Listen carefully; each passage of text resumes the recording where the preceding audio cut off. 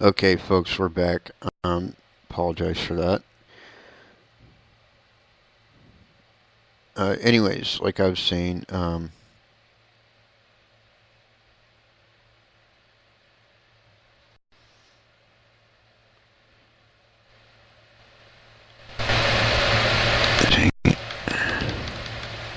January 2nd, 2000, Boulder, Colorado, 3-year-old Jared Adedero kidnapped. October 2nd, 1999, from 99 miles northwest of Boulder, Colorado, would be 4 years.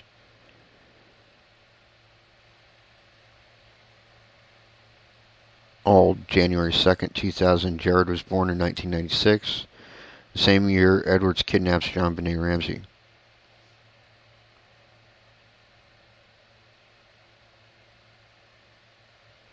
Edwards withheld Jared's body until his 7th birthday, June 14th, 2003.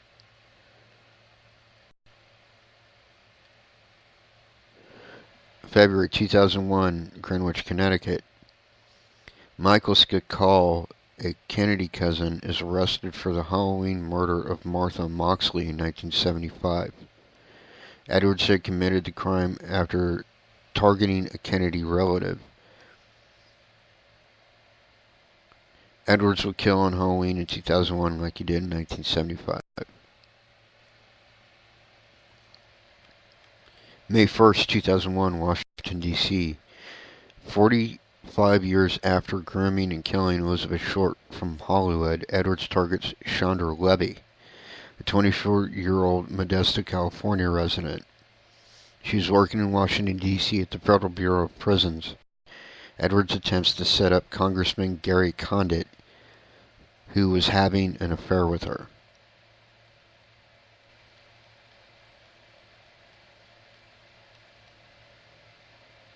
May 7th, Modesto, California. Chandra Levy's parents report her missing. An affair with Congressman Gary Condit creates a media hysteria just before the execution of Timothy McVeigh. From May to September, Edwards' murders are all over the papers. June 11th, 2001, Terre Haute, Indiana. Timothy McVeigh is executed at 7:14 a.m. Chandra Levy, an intern from the Federal Bureau of Prisons, was in charge of press release information regarding Timothy McVeigh's execution. Edwards killed her because of this. McVeigh was known as the most prolific killer in 2001, and Edwards had killed many more than McVeigh ever had.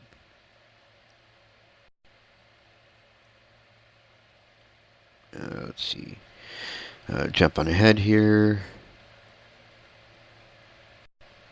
September 18th, 2001, New Jersey, Florida, and Washington, D.C. Edwards mails anthrax letters to Congress in the press, killing 5 and making the nation think that Islamic terrorists are within.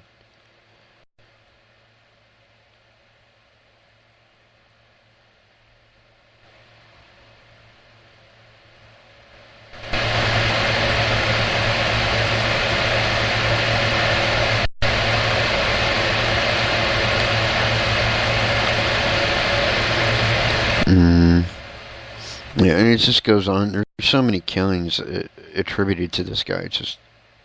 It's horrific. But I'm going to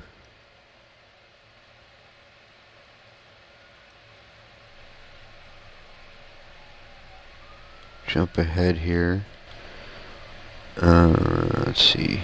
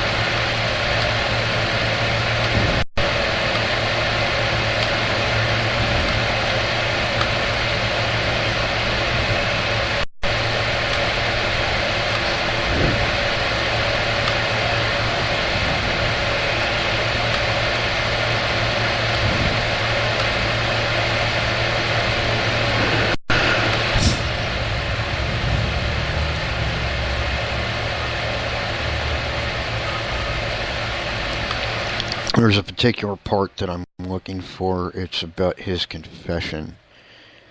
Let's see.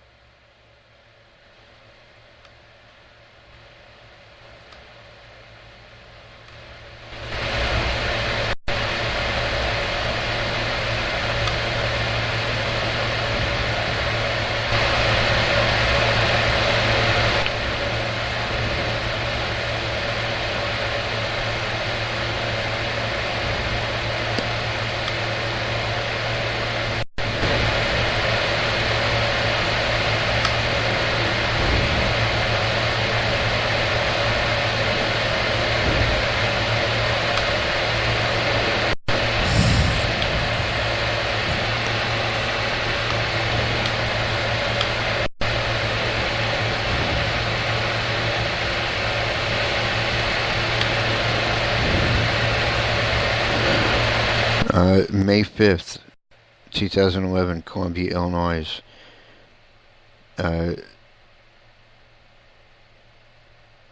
Christopher Coleman is convicted of killing his family and sentenced to 300 years. Wait. Oh, and it was actually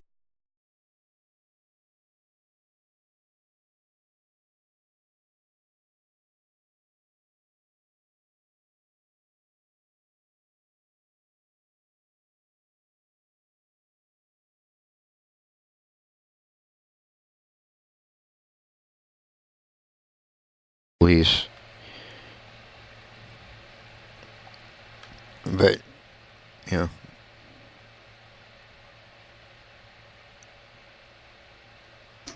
Regardless, this dude was sick. I mean, truly, truly disturbed individual.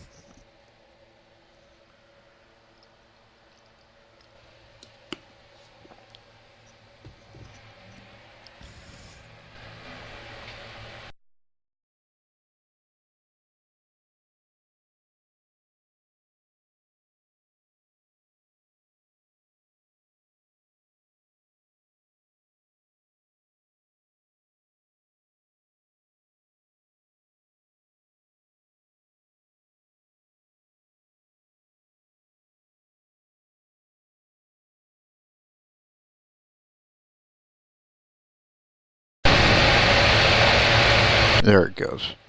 Okay. Whew. Yeah, because I'm having so many technical difficulties, I think what I'm going to do is when this session ends, I've got about a little under 10 minutes left. When this session ends, we're just going to call it a night. So there won't be a second session tonight, and then I will just see you guys next Monday for Paranormal News. I think we'll do it like that because it keeps freezing on me, and it's very confusing, and I only get 45 minutes of time to talk, but when it freezes, I can't tell how much time I have left.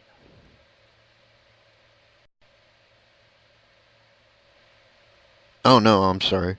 I have 34 minutes left. So, maybe we will do Paranormal News.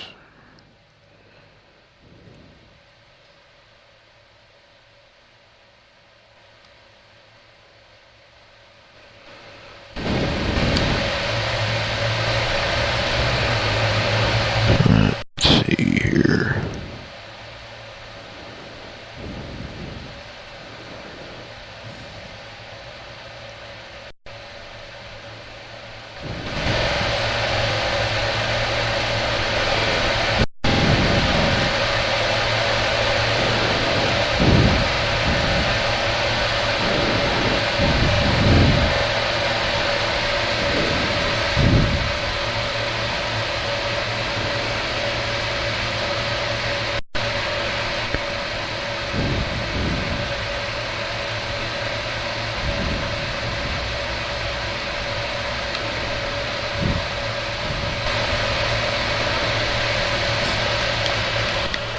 Bear with me, folks. I'm loading this page.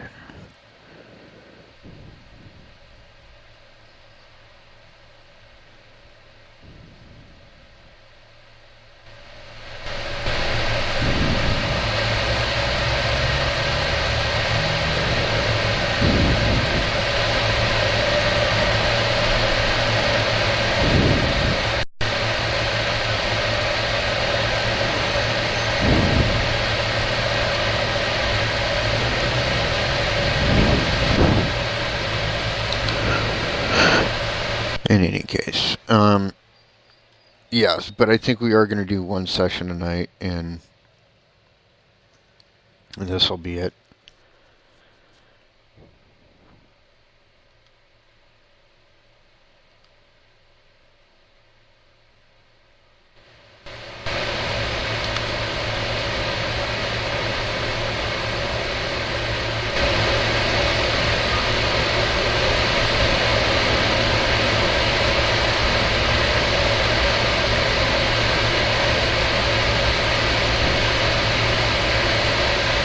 But yeah. Hopefully, I'm going to be eliminating these kind of technical problems quite a bit. I'm getting things set up so that I can broadcast uninterrupted on Sam Broadcaster or Shoutcast. And I'm in the process of setting that up right now. I'm trying to find a player that I can embed on our website, which has turned out to be far more difficult than anticipated.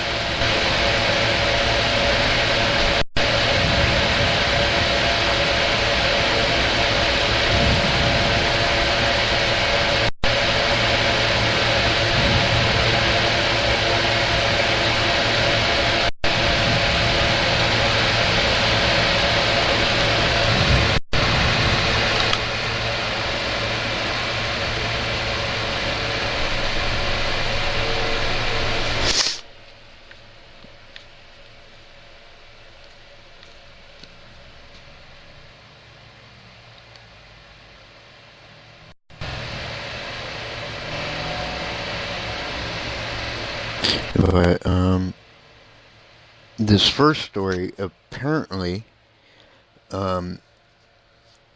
they found a tomb in Pompeii that predates the eruption of Mount Vesuvius by 400 years. It doesn't really say much else than that. So I'm currently looking for a better website, because I have a bunch of websites bookmarked for paranormal news stories, and this is just one of them. But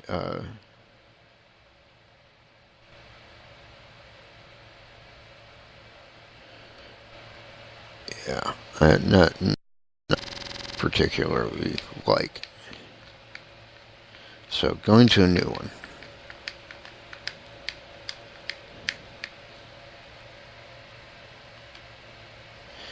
Anyhow, some personal news for me and my team. This weekend on the 25th, we are doing an investigation at Glendale Cemetery. It's part of a big event. They still have a lot of room left. Glendale Cemetery in Akron. Look it up. It's $10 per person to get in, and proceeds go to restoring the tower there. Yes, there is a tower on the grounds.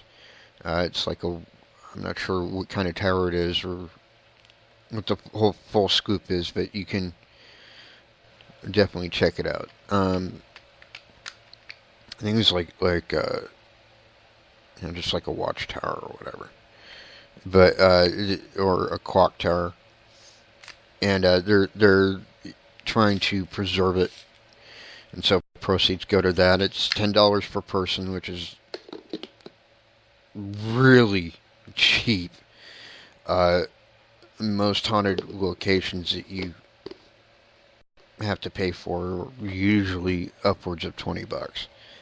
So it's a good deal, and you get like 80 some odd acres to roam around in, so you don't have to worry about other teams tripping all over you.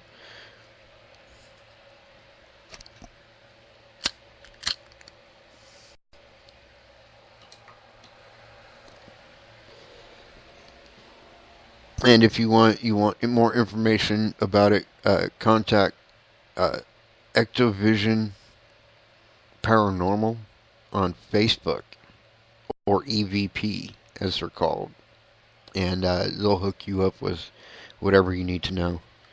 But that's on the 25th, which is, coming up 2 days, Friday night. Uh, Gates open at, I believe, 6 p.m. and will remain open until, I believe, 11.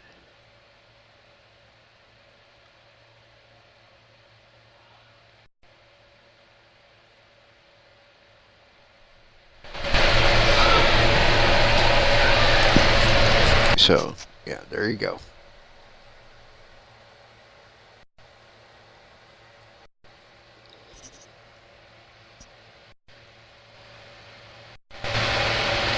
But here we go. Top stories tonight.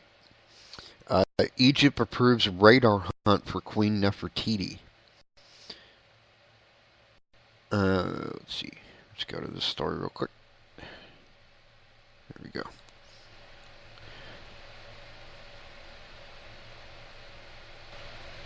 Authorities in Egypt have given archaeologists a go-ahead to use radar in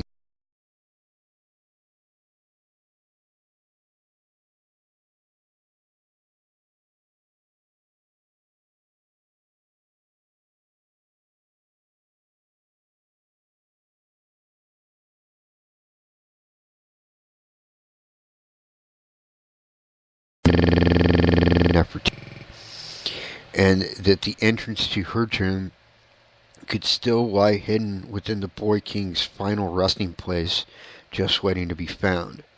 Dr. Reeves made the discovery after examining high-resolution photographs taken inside the tomb, and believes it contains hidden doorways that have remained undiscovered for years. Now, following a request to the Egyptian Antiquities Ministry, permission has finally been granted to use radar in an effort to investigate the possibility of a hidden burial chamber. Cautious evaluation of the factum art scans over the course of several months has yielded results which are beyond intriguing. There are indications of two previously unknown doorways, one set within a large partition wall and both seemingly untouched since antiquity. If Queen Nefertiti's long-lost burial chamber is indeed located next to Tutankhamun's tomb, then its discovery would represent one of the most significant archaeological finds in Egypt's history.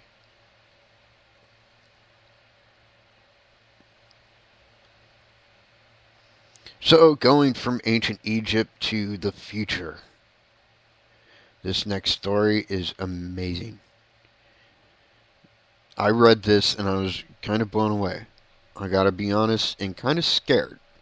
Because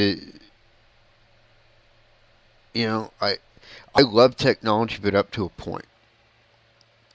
Like, I don't think that we should ever make, like, technology smarter than us. You know what I mean? Like, I'm one of those people that could totally see, like, a scenario like Terminator actually happening.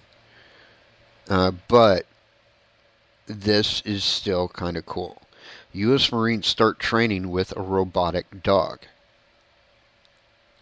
Boston Dynamics all-terrain four-legged robot has been joining U.S. Marines on their training exercises. The dog-like robot, which was originally developed alongside several other models by the Google-owned technology company Boston Dynamics, is now being tested out by Marines in Quantico, Virginia, in the hope that it can be used as a support platform for military operations. Spot, as they call it, is great and has exceeded the metrics that we've provided, said Captain James Pinheiro, head of the Marine Corps' Warfighting Lab. We see it as a great potential for the future dismounted infantry. We want to continue the experiment with quadruped technology and find ways that this can be employed to enhance the Marine Corps' warfighting capabilities. The robotic dog is particularly adept at crossing uneven terrain and could help to save lives by entering potentially unsafe environments ahead of the soldiers during a military engagement. It's also possible that some of DARPA's other recent inventions, including a walking humanoid robot called Atlas, could go on to see use on the battlefield in the not-too-distant future.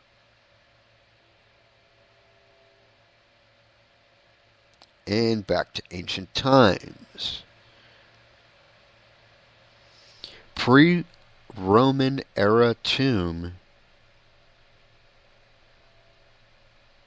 unearthed in Pompeii. This is a story I was talking about earlier, but with more detail. A remarkably well-preserved tomb has been discovered at the site of the infamous volcanic disaster. The ancient Roman city of Pompeii has proven to be something of a gold mine for archaeologists over the years, thanks to the fact that both its buildings and its inhabitants were frozen in time by the devastating eruption of Mount Vesuvius in 79 AD, which covered the entire area in thick, choking ash.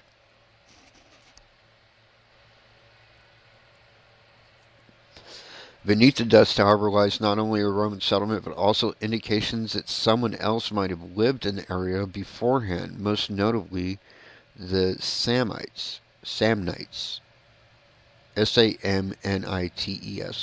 group of tribes who fought bitterly with the Romans in the 4th century BC. The latest discovery at the site, which was found near Pompeii's Herculaneum Gate, is a perfectly preserved Samnite tomb that contains a wide selection of vases and amphoras, which are helping researchers better understand how the Samnites lived. Pompeii continues to be an inexhaustible source of scientific discoveries, said Superintendent Massimo Ossana. These excavations prove that the city of Pompeii is still alive and that we must preserve it as it continues to provide us with material for research. In addition to this archaeological significance, the site of the disaster also continues to prove a popular tourist destination in Italy, second only to the Colosseum, with 2.7 million visitors a year. Wow.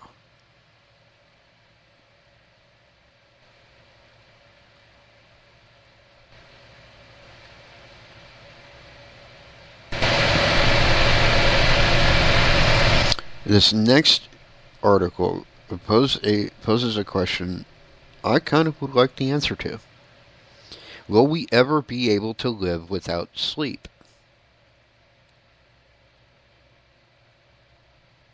We spend a third of our lives in a state of blissful unconsciousness. Transhumanists have been looking towards a future in which a person could spend their entire life awake. There's no denying that sleeping takes up rather a lot of time.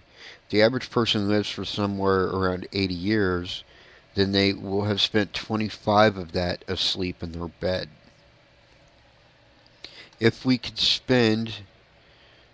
find a way to remove the need for sleep, then we would have more time to live our lives without it being wasted in a state of unconsciousness. But is such a thing really feasible? It is a problem that transhumanists have been contemplating for years. Transhumanism is essentially an intellectual and cultural movement dedicated to improving the human condition through technological advancements. finding a way to help us live longer, more healthier lives. It have been one of their primary goals for years. Removing the need for sleep entirely, however, is proving a tough nut to crack. Sleep is essential to the human body, not just to rest our brains and to replenish our energy reserves, but to enable crucial healing and other constructive processes within the body that we can't live without. Scientists have devised a number of possible sleep enhancement techniques over the years, but none have so far offered the ultimate dream of going without any sleep at all.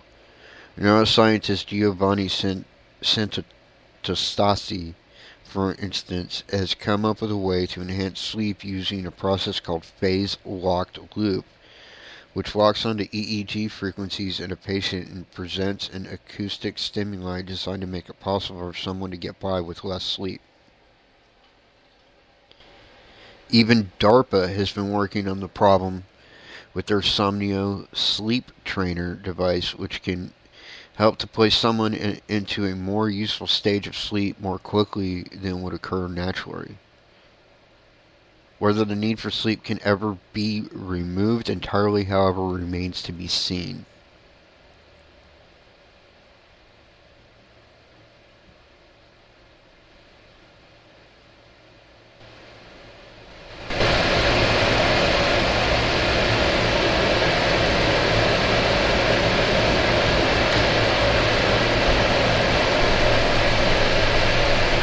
That's amazing. Alright, time to check how much time I got. Okay, got about 15, 16 minutes. Alright, so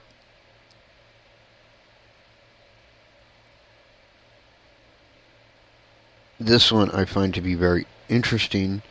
Not particularly paranormal, but does kind of capture the imagination. King Arthur was Scottish, claims academic. A 9th century Latin chronicle has shed light on the possible existence of the legendary King Arthur.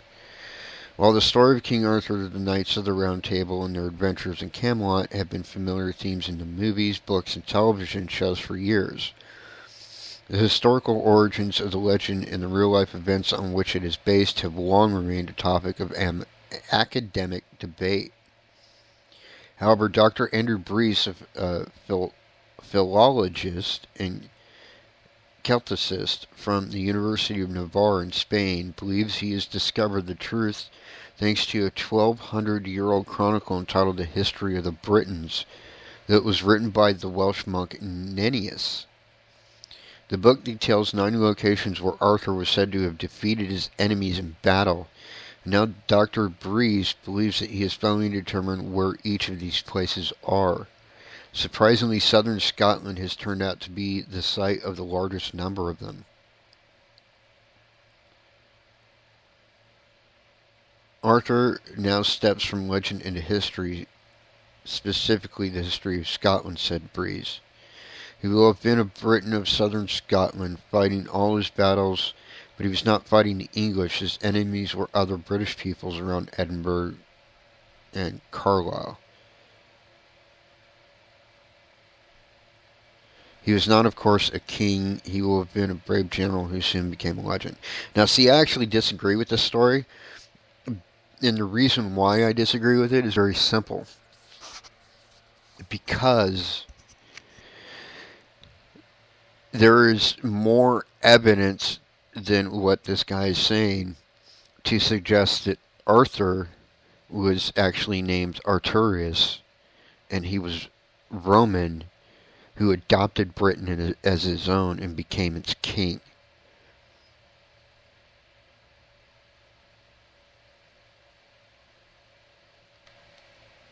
So, that's just my matter of opinion on it.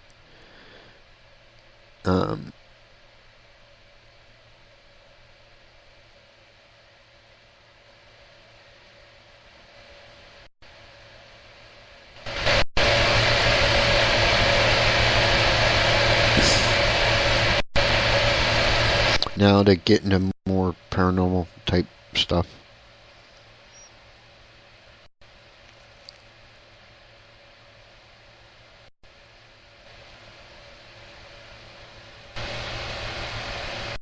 Let's see.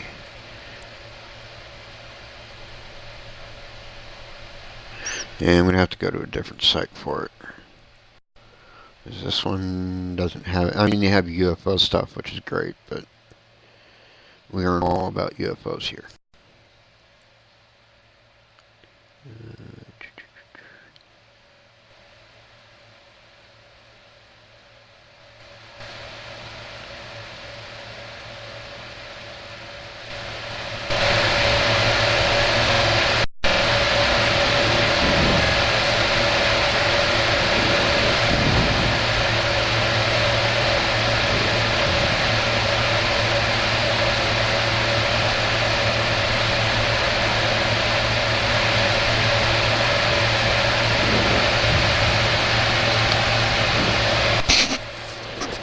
Here we go. And by the way, if you want to check out any of these sites yourself, like the one I'm going to now is called altereddimensions.com or .net. Altereddimensions.net.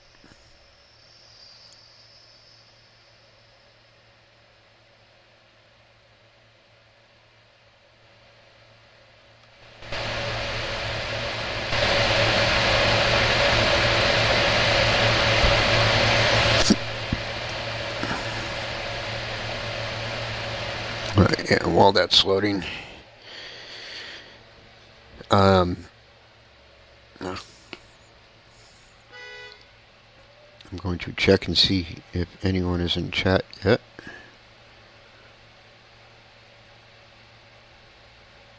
I haven't had a lot of people in chat lately. I'm very grateful for the listeners that we have. I don't want people to think otherwise, but unfortunately, a lot of those listeners don't get to catch my live show because I have a lot of listeners in Europe and all around the world, really. And I'm very grateful for all of you. I'm very thankful for you. And we love that you listen to the show. I would like more people to get into my chat, though. Just because, it makes it more interactive. But, beggars can't be choosers, I guess. So, there you have it. Alright, now it's loaded. Sort of.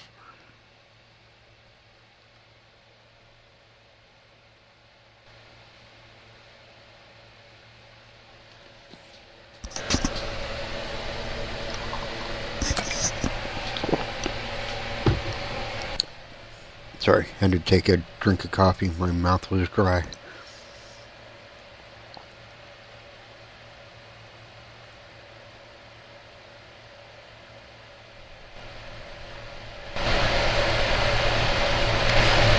If it'll ever stop loading.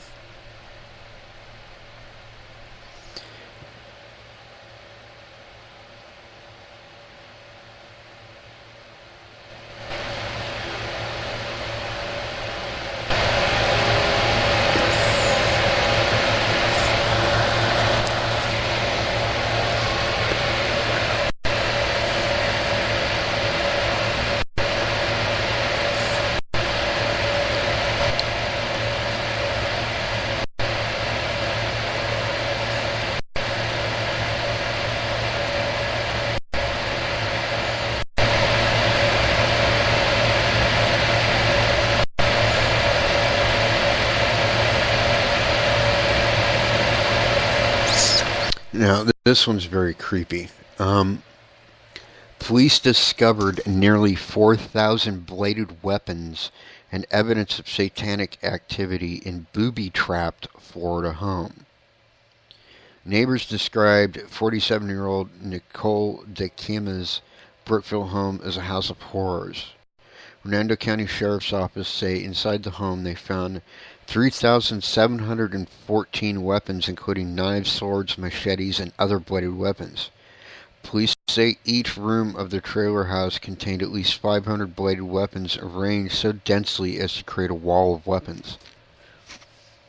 5 officers were injured removing the weapons from the home. That's crazy.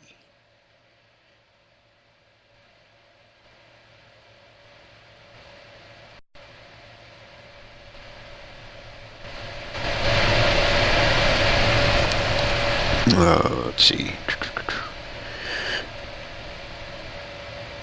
After reviewing CCTV security footage showing 47-year-old Nicole Ellen Frey Dikema cutting a neighbor's screen, police went to the woman's home to make the arrest.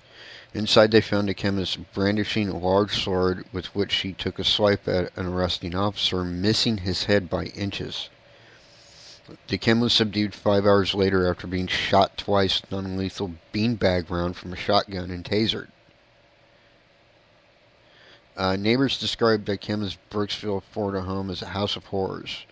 Hernando County Sheriff's Office say inside the home they found 3,714 weapons, including knives, swords, machetes, and other bladed weapons. Police say each room of the trailer house contained at least 500 bladed weapons arranged so densely as to create a wall of weapons.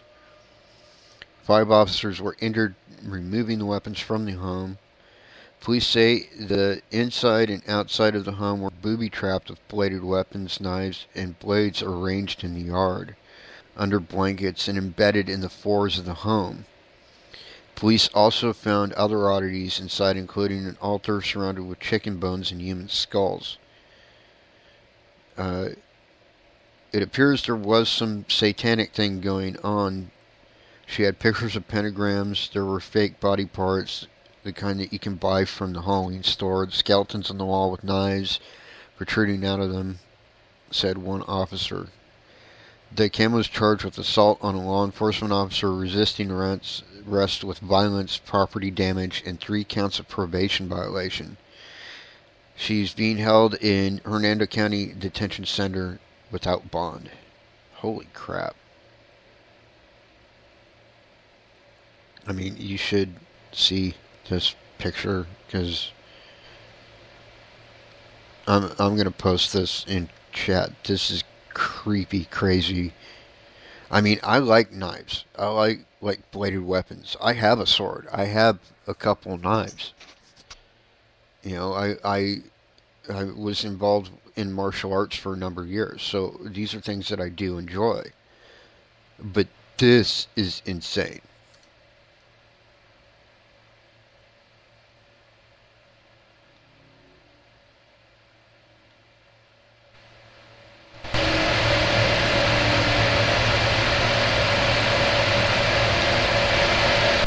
I mean, like, it's ridiculous.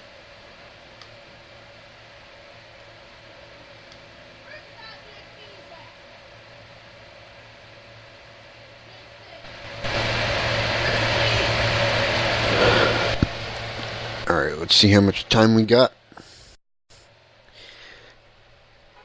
Trying to stay on top of it because I ran out of time last time and it kind of sucked because I was in the middle of talking when it turned off.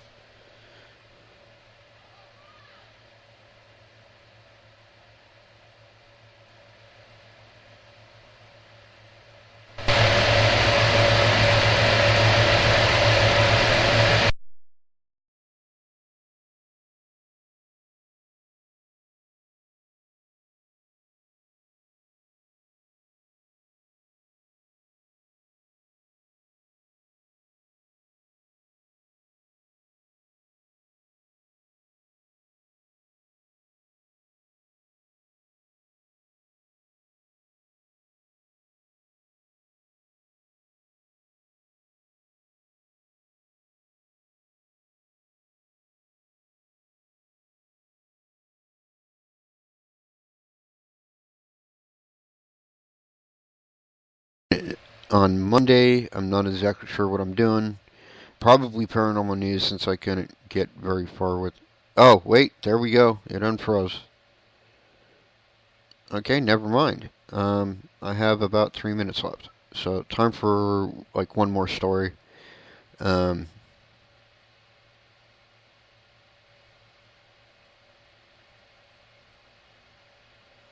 so let's find something ghost related, hopefully.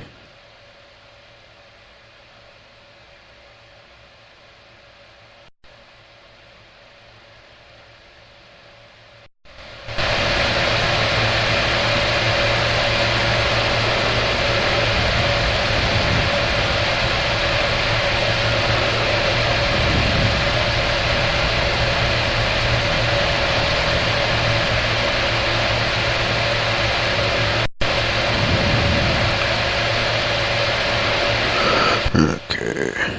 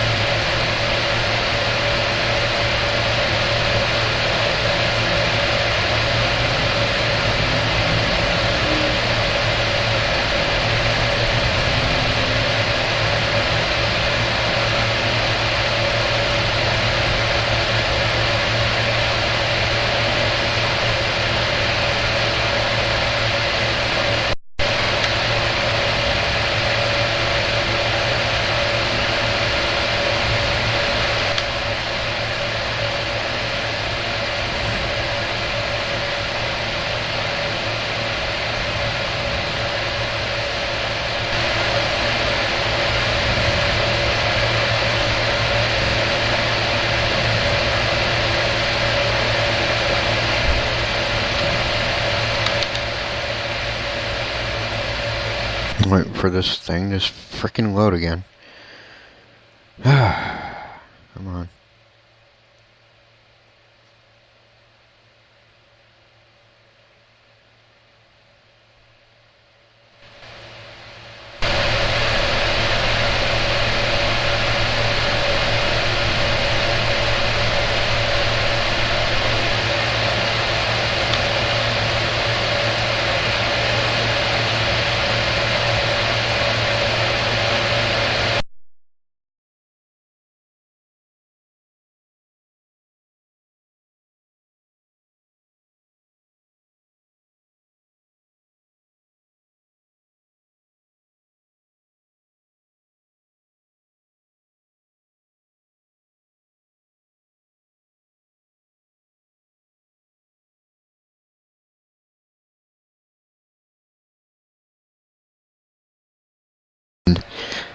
Get and post this picture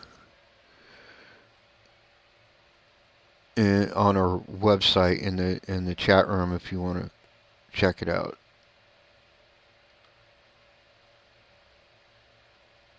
And that is about all the time we have, folks.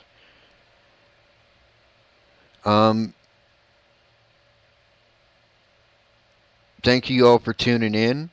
Don't forget to tune in on Monday. We're going to do an EVP show. I'll have EVPs from our investigation at the cemetery.